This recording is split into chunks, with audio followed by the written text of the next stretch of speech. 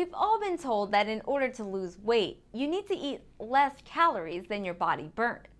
This is a matter of fact, a law of thermodynamics. Like it or not, energy balance determines your weight.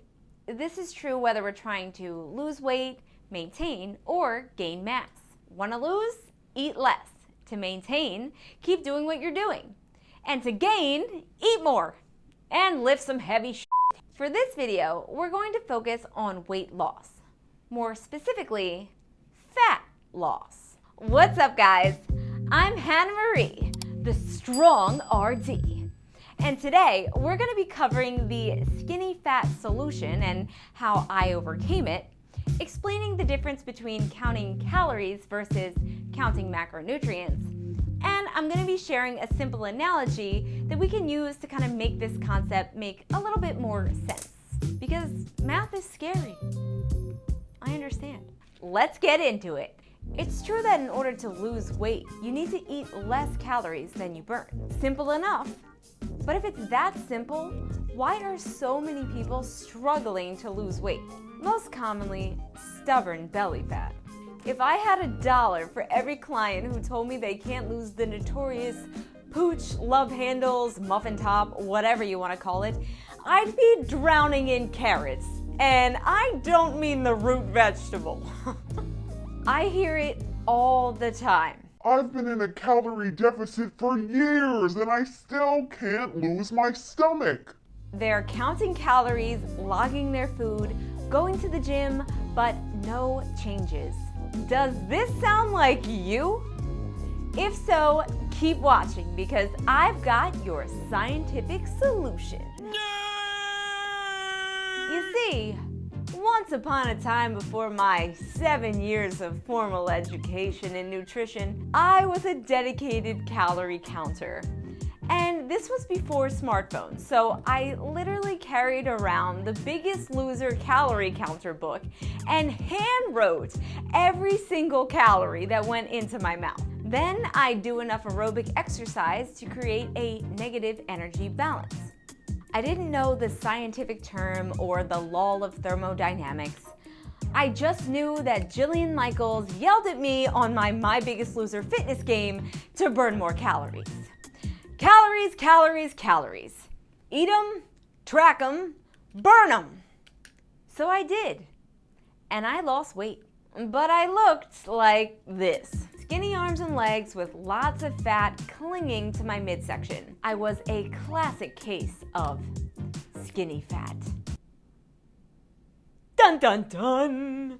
If you're diligently trying to lose fat and tone up only to be disappointed with the end result, you've got the wrong approach. The good news is, once you start implementing a better plan, the belly fat melts off like an ice cream cone on a hot summer day. And I'm about to lay it out for you right now. Okay, so how did I change my approach to go from this to this? I stopped counting calories and started counting macronutrients, aka grams of protein, carbohydrate, and fat. In fact, I did a full in-depth series on the macros, so if you're a nutrition nerd like myself, be sure to check it out after this. Right now, we're just sticking with the basics. You don't need to understand the complexities to know how to use macros to your advantage. Calories and macros go hand in hand. You can't have one without the other. A lot of people get overwhelmed with the macros and don't understand what they are or how to count them. So that's why they just count total calories instead. But counting calories alone is not going to get you your dream bod. And paying attention to your intake of macronutrients is not as complicated as some make it out to be. When you count macros, you're still counting calories. I like to think of calories as money and macros as the things I spend my money on. Let's say I have a budget of $1,700. With that budget, I need to pay rent, student loans, and afford groceries. And I've really been wanting a new pair of Crocs. Hashtag fashion.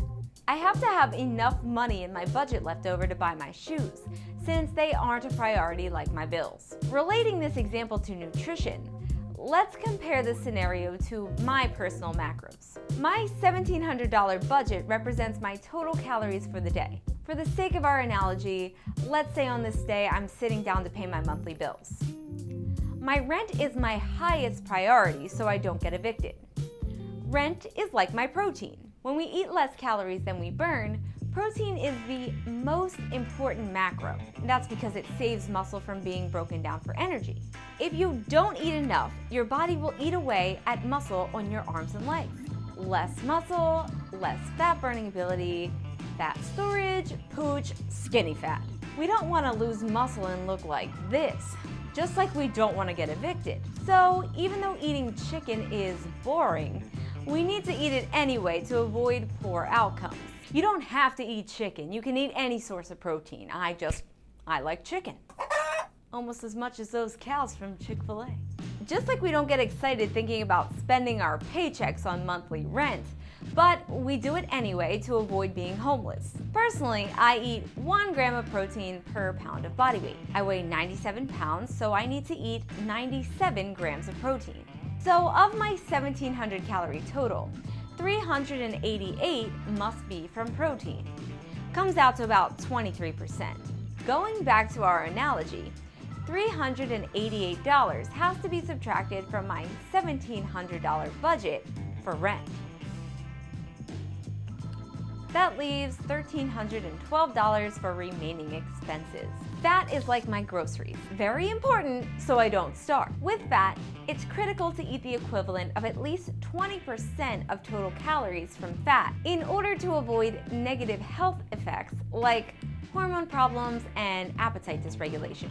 20% of 1,700 is 340, comes out to about 38 grams of fat minimum for me. Going back to our budget example, this would give me $340 to spend on groceries. Subtracting the $340 from my $1,312, we are left with 972 calories, or $972 left for remaining expenses.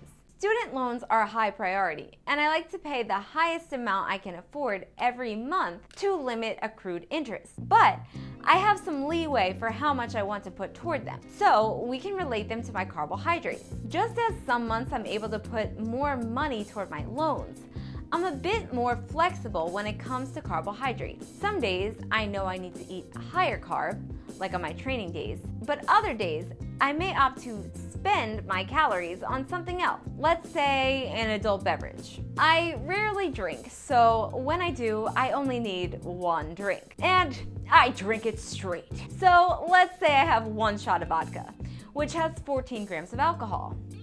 14 grams of alcohol times 7 calories per gram of alcohol equals 98 calories.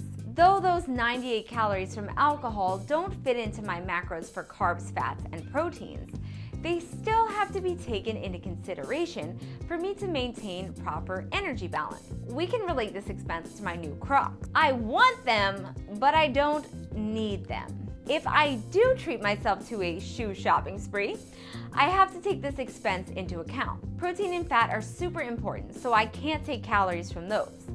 But I do have some wiggle room with my carbs. Before I can determine how many carbs are permitted with my budget, I have to subtract the calories from alcohol. 972 minus 98 from alcohol equals 874. So I have 874 calories left to be used for carbohydrates. Divide that number by 4 calories per gram, and I get about 219. So if I want to have a drink, I can afford 219 grams of carbs. Side by side, we've got protein at 388 calories, or 97 grams, fat at 340, or 38 grams, carbs at 874 calories, or 219 grams, and alcohol 98 calories, or 14 grams, coming out to a total of 1,700. If we compare this to a financial budget, we're looking at $388 for rent, $340 for groceries,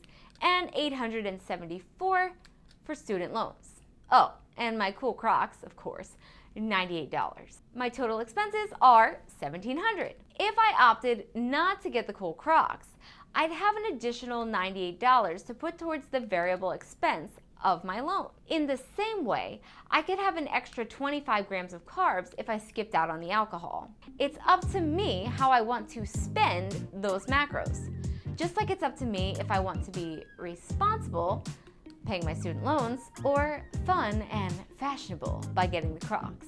We can use this analogy to highlight why looking at calories alone is a recipe for body comp failure. Staying within a calorie budget won't do you any good if your priorities aren't straight. In other words, you can stay under your calories and still have alcohol, but if you don't consume enough protein, you won't look good. And if you don't eat enough fat or carbs, you won't feel good. So, counting calories only is kind of like buying cool Crocs without paying rent. You got the cool Crocs, but you're homeless. Womp womp. Alright, Hannah, show the people what you typed during that scene. Here I am paying my bill. I will probably never pay off this student loan, sad face. Mm-hmm.